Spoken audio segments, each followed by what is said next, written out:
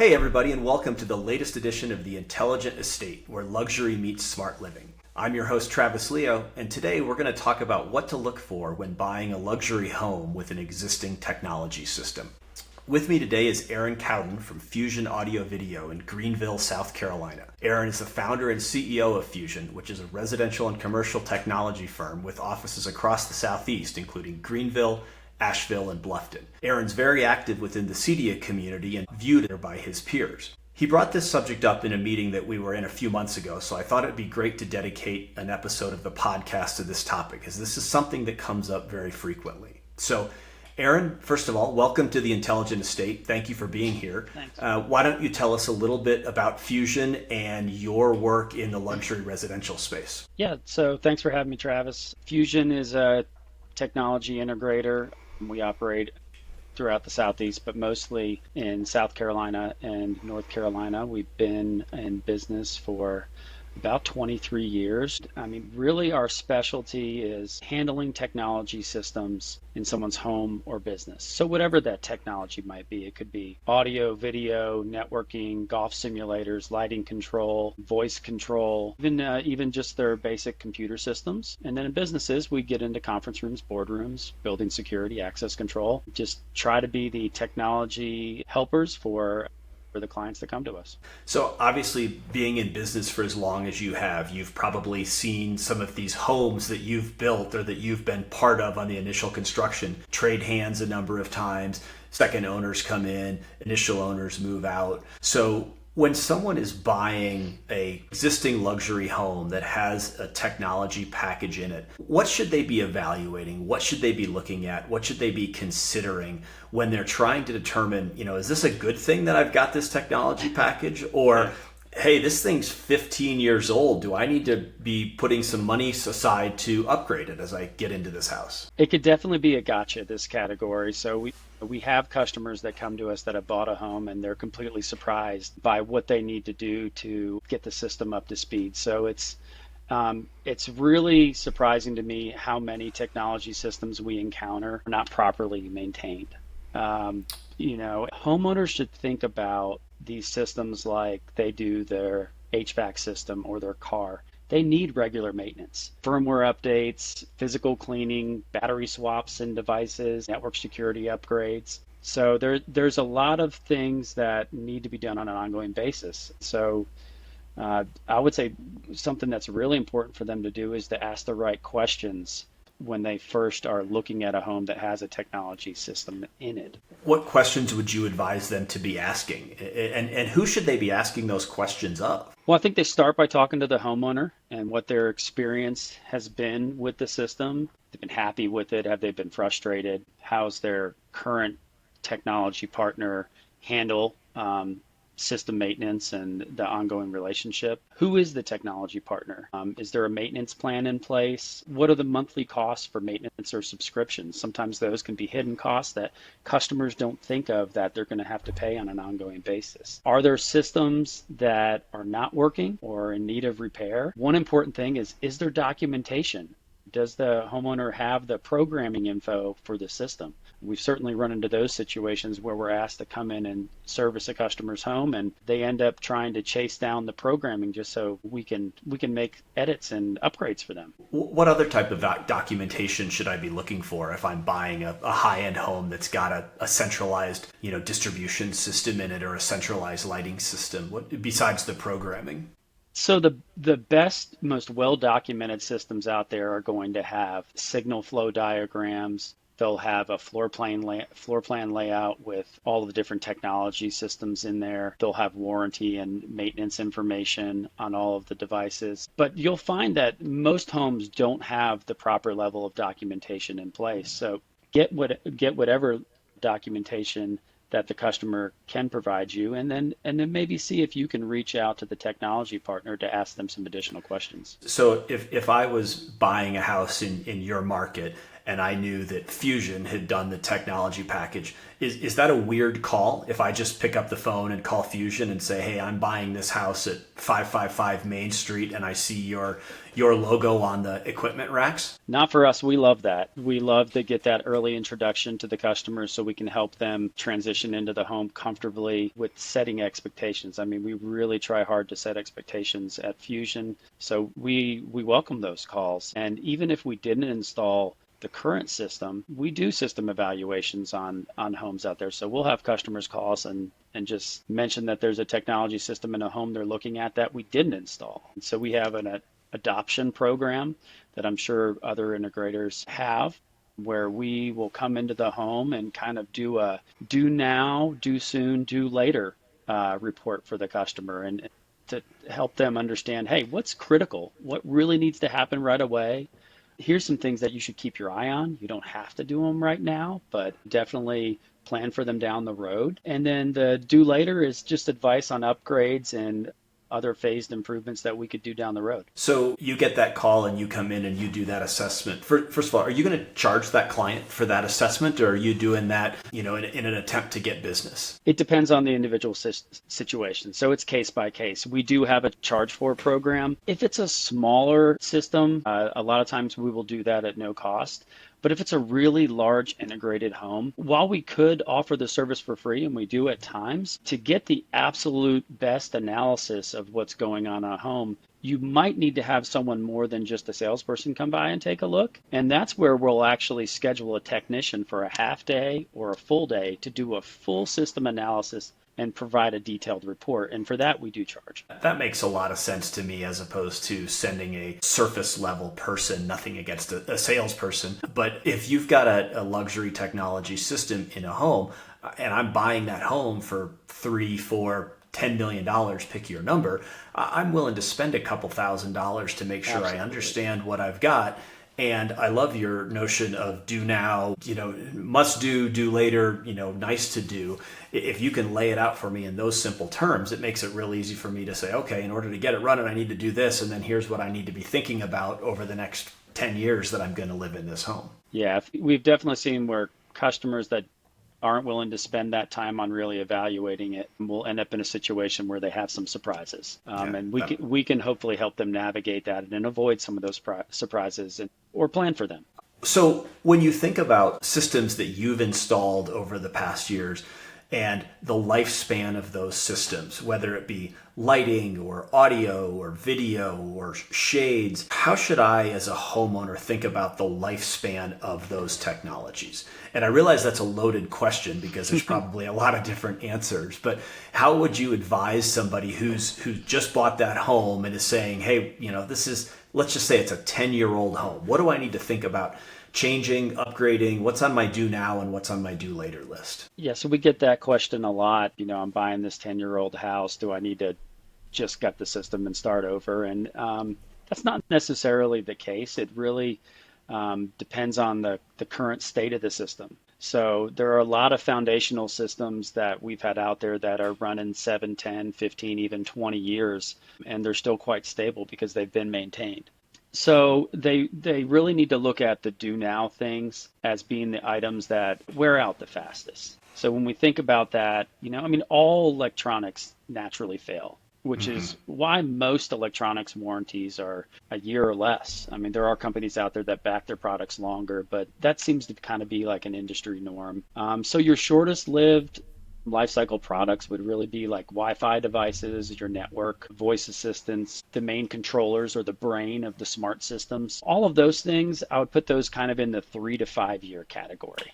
Okay. At 3, you could start thinking about it because there's probably some technology enhancements that you're missing out on. The performance is probably starting to degrade of your Wi-Fi network, or maybe even your smart home controller is running a little slow. So in that 3 to 5 year range is where it starts to get interesting, but it's not required. And then outside of that, really we tell our customers when we're building and designing a whole home technology system, 7 to 10 years is kind of that lifespan range. And again, that doesn't mean everything expires at that time. We have a lot of customers with systems running much longer than that, but that's where the upgrades start to become substantial improvements in performance, features, and stability. So it sounds like it's less about sort of obsolescence and more about better quality, whether it be 4K TV or Wi-Fi 6 or Wi-Fi 7, or pick your Wi-Fi number that we're on today. Yeah. Yeah, I could probably continue to limp along with my 720p TV for another 10 years if I want your to. plasma But as long as you yeah, but when I want to watch the Ryder Cup in 4K, I'm going to be kind of screwed. What are some of the systems that may have longer lifespans? Longer than 7 to 10 years. Well, TVs, I mean, I'm sure a lot of us have TVs that have been around 10 plus years, I mean, a lot of TVs run for quite some time, but you'd start missing out on those technology enhancements.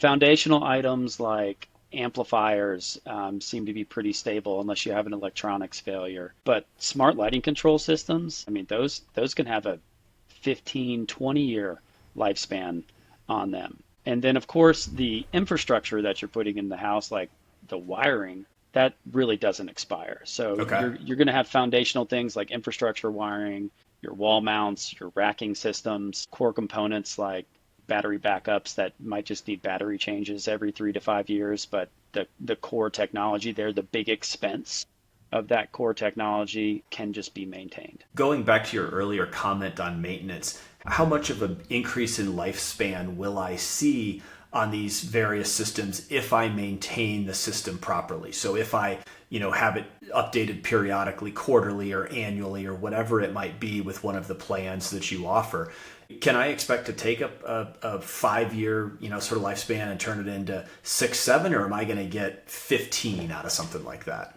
I think it really depends on the technology we're talking about. From an electronics stability standpoint, your electronics not being covered in dust, being cleaned and updated makes a big difference. Having them plugged into battery backups and online UPSs that give them clean power, that's definitely going to extend the life of the system. Really, the maintenance plans are partially about the cleaning and stability of the product, but also about keeping them up to date, keeping them current, like networking devices especially. You want those security protocols applied. You want those security cameras to have those potential hacking abilities updated so they're secure. How often do you go into a home that might be 5, 10 years old and see that the original equipment has never been updated, firmwares haven't been patched, new operating systems haven't been put in? Are you seeing that happen a fair amount where people just aren't maintaining and updating these systems as necessary? It's very common. Really? Very, very common. Yeah. We have a whole system adoption process just for that, just for bringing new clients into the Fusion family and evaluating systems installed by others that a lot of times aren't maintained. It's an unfortunate, but many consumers view buying technology as a transactional thing, a one-time thing. I'm going to buy some TVs and some speakers from you and then write you a check, you're going to finish the job and off into the sunset. That's unfortunately, there's a large part of our industry that hasn't done a good job of educating a customer that these things need ongoing maintenance and they will break. If you're talking to a technology provider that's promising you it's all going to be stable and perfect, run. Because they should be honest with you. And it's just a requirement. And there's a lot of companies out there that don't do a good job of underlining that and educating the client. We just bought our son. He turned 16 in a couple of weeks. We bought him a new car, and I was really impressed. Well, we bought him a used car, but we bought it from a dealership.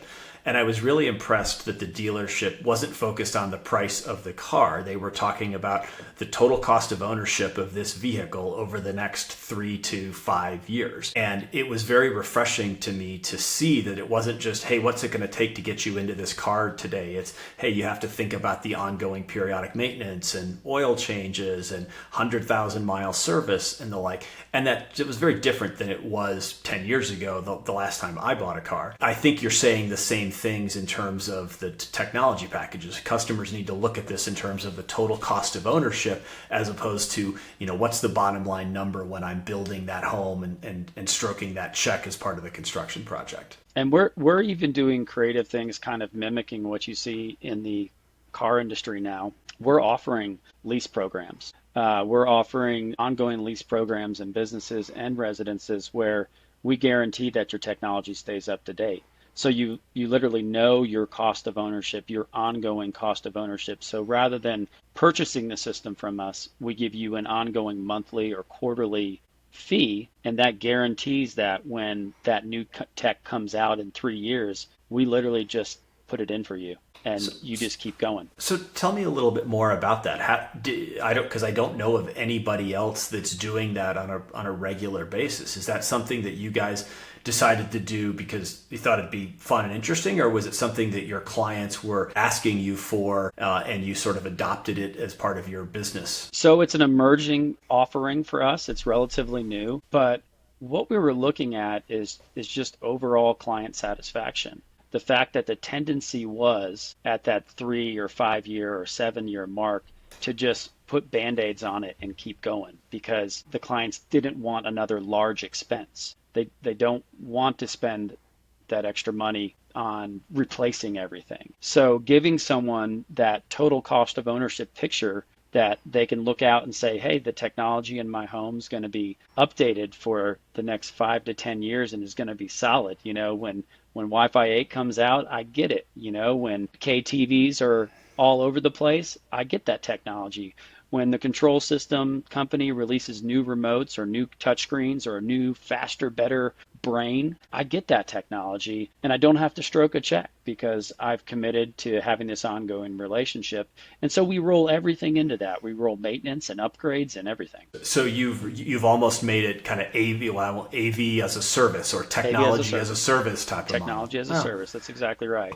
It's much more commonplace on the commercial side, but we're really trying hard to bring it into the residential space because we feel like the homeowners would benefit from not having to wonder what those costs are down the road or pay for those repair costs. And in these large scale residences, 10, 15,000 square feet, they practically are commercial environments for all intents Yeah. and purposes, aren't they? Yeah, very, very much so. And they're very large systems that need that ongoing maintenance and could benefit from various upgrades as they come out. Let's talk about a couple systems you may not have mentioned. What about a security system? If I put a security system in when I build my home, how often do I need to think about swapping that out? Or certainly I need to keep it updated, particularly from an intrusion detection standpoint. But a lot of wiring there that you said is in pretty good shape. How should I think about that lifespan of that type of system? Yeah, security is one that definitely lasts a very, very long time. The approach to burglary and fire, the technology approach hasn't really changed much over the last 30, 40 years, quite frankly. I mean, yes, we have nicer touchscreens and some better devices, but the overall technology is pretty stable. What we're seeing with security changing from contacts on the doors and motion detectors and glass breaks is really the emergence of AI analysis of video on security cameras, and the fact that we can really reduce false positives on alarms by knowing what's going on at the house, in the yard, in that area that there was an alarm for, with video verification. So that's probably a good example of a system that probably needs replacement a little more often, right? With a surveillance system where if you've got AI built into cameras now, the 720 camera that I installed 6 years ago probably isn't current, and I can get a lot more functionality and features out of something newer. Is that true? Yeah, absolutely. Cameras is another technology that I think is very stable. And if you don't want to, you don't have to replace them for many, many years. But what is changing is that resolution, and the ability for us to overlay AI on top and analyze what's going on. You mentioned a centralized lighting system, so a Lutron lighting system, for example. What about the shades that go along with that? How often do I need to think about swapping those out? I mean, that's really another long-term product that we very infrequently do we go in and replace all the shades in somebody's home. They're usually there for the life of the home. So I would say the shades kind of goes with the lighting control, and that it's a pretty stable technology that doesn't need updating very often. I mean, yeah, if you did a battery version of shades, you might need to update the batteries or replace them from time to time. But overall, they're pretty stable. That battery goes back to your periodic maintenance if you're keeping the periodic maintenance up to date. Is that part of your offering that you guys do on periodic maintenance? If you have battery powered shades or remotes or whatever it is, you're going in and replacing all the batteries proactively? Yeah, we're replacing them or recharging them. And you look at things like battery backup UPSs, there's an expiration date on those rechargeable batteries. So we'll swap those out in the chassis during those maintenance visits. So let's talk about the process for people that are buying that home. So I go in and I'm working with my realtor and we walk through this $10 million home that I really, really like and my wife loves it. And I see that it's got technology. I'm going to ask my realtor, well, who should I call? What my realtor's probably going to say, well, I don't know. What are they going to tell? What are they going to tell me? Are realtors good resources when it comes to technology in the home? I mean, realtors are fantastic marketers of homes, but they really shouldn't be relied on as technology experts. They're going to have limited understandings of a home's full tech setup. I mean, if they're representing the sellers, they may want to avoid a deep dive because of some hidden issues that can complicate negotiations and increase costs. And then you think about home inspectors. I mean, home inspectors really don't have the expertise to analyze complex tech. You can get a home inspector that's more specialized in luxury homes, so they'll have a little bit more attention to these details. But even then, a dedicated technology professional is going to give you the best view of what's going on in the home. Have you seen any residential inspectors that have deep technology experience? Very rare. Very rare. There are some companies out there that market themselves that way, but it's extremely rare. I mean, most of the time you get paired with a home inspector by your mortgage company or by your bank, and it's just a connection.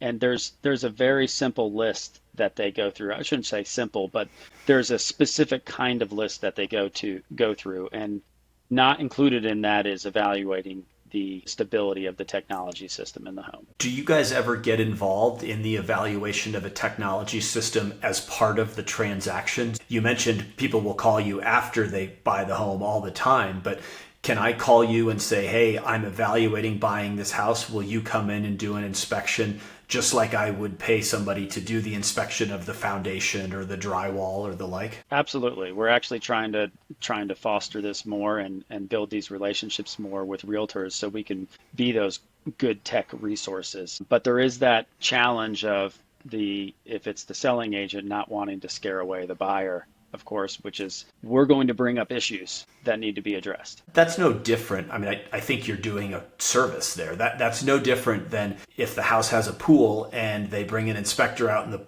inspector says, oh yeah, the pool's fine. And then 3 months later, there's a $50,000, the pump was broken or something like that. They did it to just, process the transaction as opposed to do the customer a service to say, here's what you really need to do in order to get this up to speed. Yeah, in these large estates, it's really something that should be thought of intentionally to serve the client better and to set them up for not having surprises. When you see these homeowners move into a new home, whether it's a home that you had previously done or whether they call you, what are some of the mistakes that you see people make when they acquire those larger homes that have the technology systems in them? So again, I'll go back to the consumers thinking of it as a transactional relationship where they haven't done regular maintenance. Don't assume everything's going to work without a professional evaluation. A good way to trigger whether you might want to dig a little deeper on that is, does the home have a large rack system that's holding the technology? If it does, that's probably a good sign it's an extensive system that would require thorough review. So I would take the time to actually seek out either the provider for the home and check the reviews or find one that can handle it third party. Within this industry, there's different levels of companies. How can I ensure that if I'm contacting you, and obviously you guys have been in business for, how many years have you been in business? 23. 23 years. You've worked on estate level projects. You're well known across that. But how can I be sure that I'm dealing with somebody like Fusion as opposed to a referral for a single provider that might or might not have experience in a system, but gets these dollar signs in their eyes because they see that it's a $10 million home and they say, oh, I can go and do that? Well, you'd have to learn to ask some questions to really dig into what their business looks like. There are plenty of small integrators that might do a good job, but understand, first of all, does the company you're calling, do they have a dedicated service department? What's their approach to service? Do they offer maintenance and support plans? Those could be warning signs if they don't have a dedicated service department and don't think about and offer maintenance and ongoing support plans, then they might not have the expertise to think about how to maintain a large luxury system on an ongoing basis. You can also look at various industry resources out there. Like I know like HTA is one that does some certifying. There's certainly the CEDIA membership, but that could also include you can run into some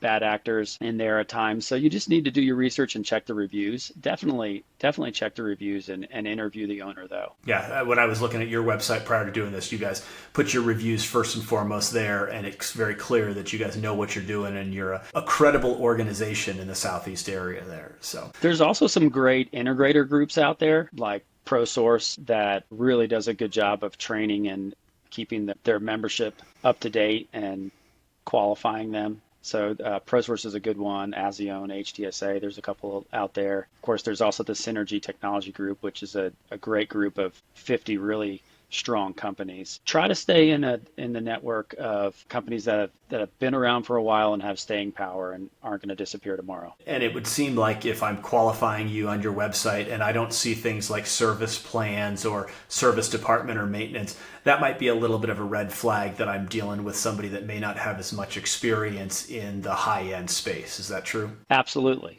But dig into what a service department means to the individual company, because a lot of people you talk to may say they have a service department, but it may be the situation where it's robbing Peter to pay Paul. So their idea of service is, I've got to go pull John off Mr. Jones's house so I can take care of the Carters, whereas at our company and many of the other membership companies of some of those organizations I mentioned, they actually set aside a team of technicians and leadership to run service full time, to take care of their customers, to be there for them after the sale. To your point earlier, technology systems are evolving, living, breathing organisms, and they are going to have challenges and problems.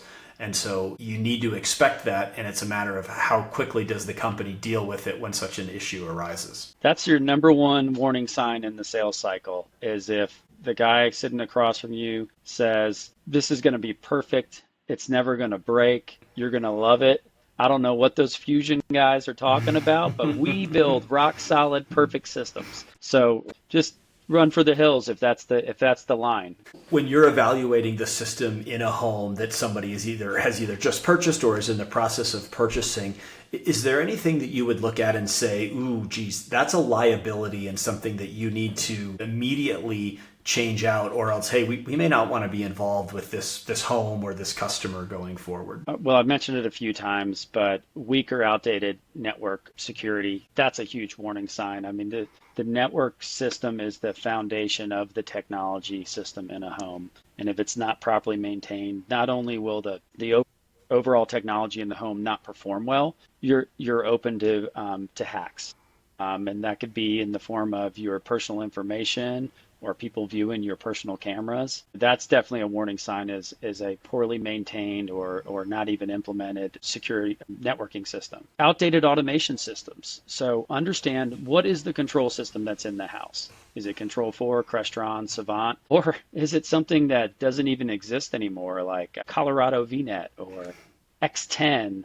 There's a bunch of others I could name, but if it's an outdated automation system, you are certainly in a situation where you're going to have trouble getting service. Look for anything that has old legacy video connections. Maybe it's the house is all on component video or an old HDMI technology. That's something that could get expensive in those situations where you decide, hey, I really want 4K on the porch. Well, sorry, Mr. Homeowner, you have component video distribution throughout your entire house. That's going to be a significant upgrade. So yeah, those would be some of the things that I think might be liabilities. I smiled when you said Colorado VNet. We had a lot of those systems in this market, being in the Colorado market.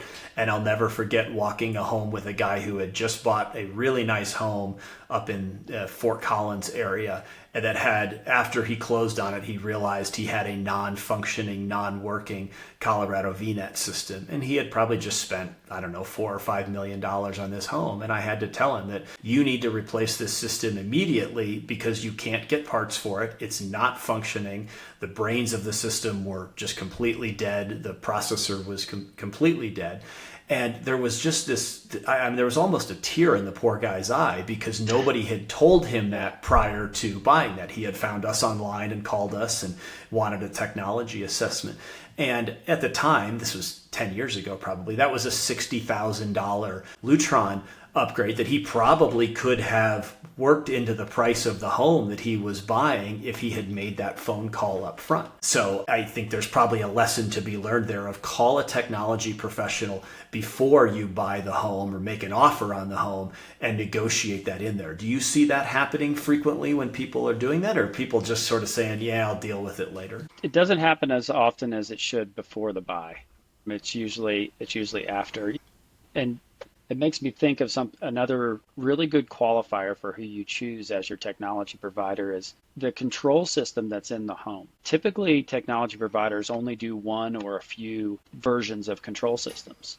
So if you come talk to Fusion and you say, hey, I've got Colorado VNet in my house, we're going to tell you right away, well, not only is it expired, discontinued, but we don't have programmers on staff for that. So you want to make sure a technology provider that you're talking to has the staff to work on the systems that you have in there. You know, if you're going into a home and it has a Savant system, make sure you're interviewing Savant technology providers because those are the guys you're going to have to work with to maintain that system. Same for Crestron, Control4, or any of the other platforms. Do you see, when you talk about the various automation platforms, Crestron, Savant, Control4, Lutron, do you see any difference in terms of longevity or I guess longevity is the right word, between the systems, the life of the processors, the life of the equipment, or are they all kind of about the same? I would say they're all about the same. It just depends on how fast they're innovating and improving. So some of them you may want to consider those controller upgrades more often because the performance increase will come. But overall, I think they're pretty in line with each other between those three. If I call you call Fusion to come out and assess a home that I'm looking at buying, and let's just use some round numbers, it's a 10,000 square foot, $5 million home. What should I think about how much that's going to cost me to get that inspection done by an expert in your organization? So we offer half day and full day plans, and it's, you know, usually that's based on sending a technician out to do that evaluation. So if it's a half day, they'll spend a half day at the house, and then they'll come back and work with our design and engineering team to spend another half day kind of putting the reports together. So I think you're going to start on the low end around $1,200, and it could go all the way up to about $3-4 grand depending on the size of the system. Of course, you get into something more expansive like a 15, 20, 30,000 square foot house. You're going to want to dedicate more time to that to make sure that all of those systems are really stable, because that's where it could get really expensive really fast. But I'm spending a couple $1,000s to get an expert out for a half a day or a full day to really take inventory and assess what I've got and what I need to do. That seems like a pretty good use of a few dollars. I mean, I'm likely going to do the same thing with the other subsystems, like you said, the HVAC system or the electrical system. Spending that money for the technology system seems like something that gets often overlooked, yet is a real good use of a couple $1,000s. Yeah, just make sure you know what the deliverable is. What are they going to hand you at the end? Is it, you know, you don't want it to just be a technician comes out and, you know, writes a few things down on a paper that you need to do. Make sure they're going to give you some good reporting and they have some good deliverables to go with it. What are you guys going to give your clients for that the full day package? What kind of deliverables are you going to give them if they contract you to do that inspection? They're going to get an inventory of the system. So the components that are installed with model numbers, and then they're going to get that do now report, which will break down system by system the things that are required for us to adopt their system. So that's part of what we do is we say, in order for us to have a great relationship with you throughout the life of your home, you're going to have to do these things now, but that'll get you to a stable point. And then we're going to give them also those other pieces that do soon. You don't have to do this, but here's some ideas of some things you should keep an eye on. And then, of course, the do later is upgrades and ideas, like cool stuff. I'm like, you could do a 8K TV out on that porch. You could really improve your landscape audio system by switching speaker technology. So we're going to go through all three of those things: do now, do soon, do later, along with an inventory. I'm guessing your clients really appreciate that approach, because as somebody who's bought a home fairly recently, when you buy that new home, the dollars add up, right? All these different things, you've got new furniture, whatever the case is. And so if somebody comes out and says, here's your technology system, and here's everything that you can do, that's probably a pretty big number that you may not be willing to bite off right at that point in time. So I assume your clients really like your do now, do soon, do later, because it doesn't appear that you're trying to sell them something. You're doing them a service of saying, hey, you need to do this, but this other stuff, just be aware of this, and you can wait on that if you need to. And if you do it early enough, you might be able to roll it into your mortgage. Good point. All right, so I guess as we kind of start to wrap up here, if there was one piece of advice that you could give to realtors, homeowners, anybody in this kind of custom luxury residential space when it comes to technology, what would you tell them to do when it comes to buying and looking at a technology system in a home that they're evaluating? Find one or a few good technology providers in your market, interview them, understand their companies, their approach to service, build a relationship with them, and bring them in as early as you can to the process of buying or selling a home. Well, Aaron, thank you for being here today. I'll put your firm's contact information in the show notes as well as on the screen here. So if any of our listeners are in the greater Southeast area and have questions or looking at buying a new home, we'll certainly encourage them to contact you. But thanks for being a thought leader in the space, and thanks for being with us on The Intelligent Estate today. Thanks for having me, Travis. Appreciate it.